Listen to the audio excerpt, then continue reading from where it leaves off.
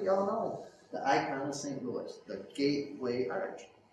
Now, in the early 30s, the United States had already set up a memorial for George Washington, already set up a memorial for Abraham Lincoln, and now they're looking for the perfect spot for a memorial for Thomas Jefferson.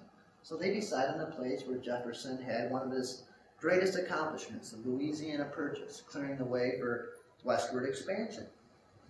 And what emerges is this incredible icon of the Gateway Arch. Now, the Gateway Arch, it was done by Eero Saarinen, and it's the largest national monument in North America, 630 feet tall, 630 feet wide, and it's based on the canary arch, or a canary curve, and this is the form a chain takes naturally when you hold it at both ends. Now, according to Eero Saarinen, he imagined this in 1947, by the way. It was designed in the late 60s, but he imagined it in 1947. And what Saarinen said was, his major concern was to create a monument which would have a lasting significance, would be a landmark of our time, and neither an obelisk or a rectangular box, nor a dome seemed right on this site for this purpose. But here at the edge of the Mississippi River, a great arch did seem right. Just seemed to fit in. Same thing with the Transcending in Detroit. These things just seem right to these artists. Well, just briefly, this ain't the first time that Eero Saarinen had a hand in a Stargate park or a Stargate monument. The same year he's imagining the Gateway Arch, him and his father are back in Michigan, part of the Cranbrook Institute.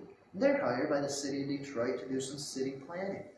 Well, Eero Saarinen proposes for a civic center at the base of Woodward in Detroit, hence Park Plaza. It was Saarinen's design, later implemented by, of course, Osamu Noguchi. And this is in 1947. A lot of revelations going on with these artists in 1947. First of all, the Saarinens, Eli and Eero Saarinen, they're proposing to build the civic center at the base of Woodward and Jefferson in Detroit, which later would emerge as Park Plaza, Stargate Detroit, implemented 30 years later by Osamu Noguchi. Same year, 47, Eero Saarinen, he's imagining the Gateway Arch. Approximately 20 years later, it's brought into fruition. Of course, the icon of St. Louis. Same time, 1947, Noguchi proposing to build the face to be seen from Mars. 30 years later, the face on Mars is discovered. Same time, 1947, the Roswell incident, among several others, the Kenneth Arnold incident, are bringing UFOs and interstellar travel into the consciousness of humanity. So a lot going on in 1947. The Saarinens, Noguchi, all these artists are having these incredible revelations that would later come into fruition at some point. So the question is, where was this information coming from? And it's hard to say, but it's almost as if the veil was thinner back here in 1947. These artists and architects were tuning into this possibly collective unconscious, maybe even some sort of cosmic consciousness. And it's almost as if, although these monuments were envisioned back here in 1947, the symbolism and the pieces being brought into fruition didn't really take place until quite recently. It's almost as if the time is right, and that time is right now. Now, although Saarinen built the Gateway Arch to be an arch, he also wanted to build it so when viewed from the side, it could be viewed as an obelisk. So in this one monument, Saarinen incorporated both the female, the arch, and the male symbolism, the obelisk.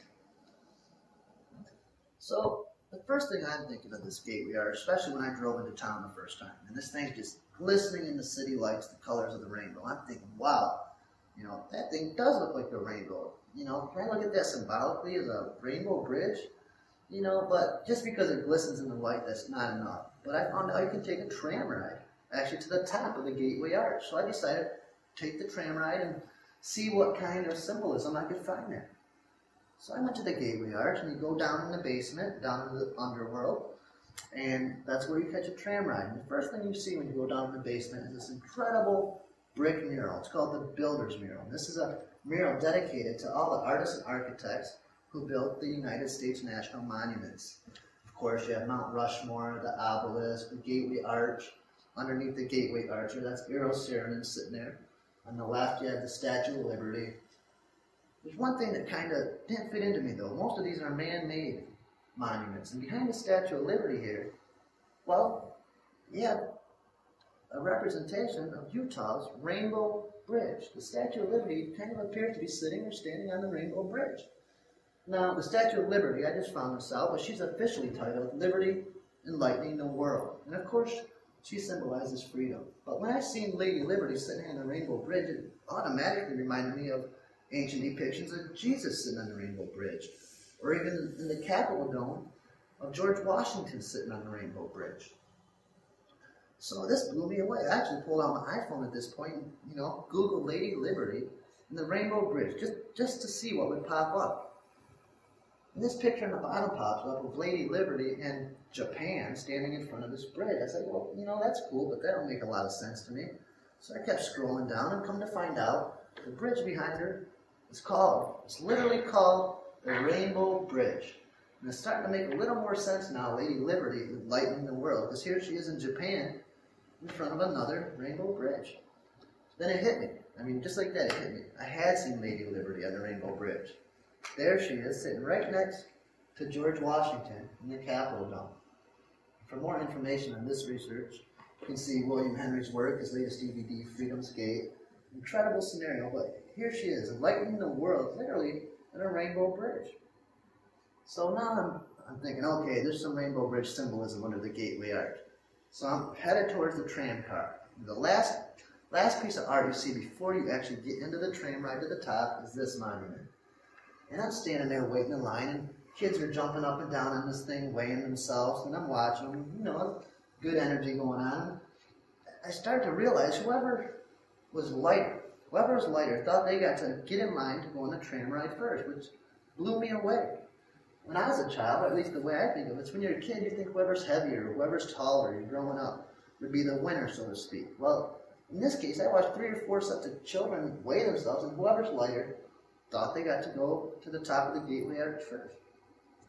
Well, this brought to mind, obviously, the ancient Egyptian ceremony of Judgment Day and the weighing of the heart. At Judgment Day, they would weigh the heart, and the heart weighed less than a feather. Your soul is granted permission to cross the Rainbow Bridge to the, quote, dimension of the blessed. Very similar depiction, symbolically speaking. So, imagine my disbelief when I finally get to the front of the line. I'm waiting for the door to open so I can see the tram car and get on top. I'm thinking there's some Rainbow Bridge symbolism here at this point, no doubt. And the tram car door opens, and it's a sun with a door. You actually get in the sun with a door to go to the top of the Rainbow Bridge or Gateway Arch. Of course, a sun, a door, a star, a gate. Next stop, top of the Rainbow Bridge.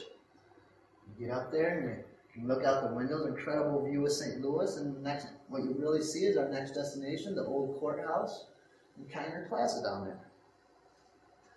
So here I am sitting on top of the Gateway Arch. I'm not trying to compare myself by no means to George Washington or to Jesus, but what I am saying is to me that this symbolism says that we can work in our light bodies and our rainbow bodies in the here and the now. And we can use these pieces of architecture and catalyst in doing so.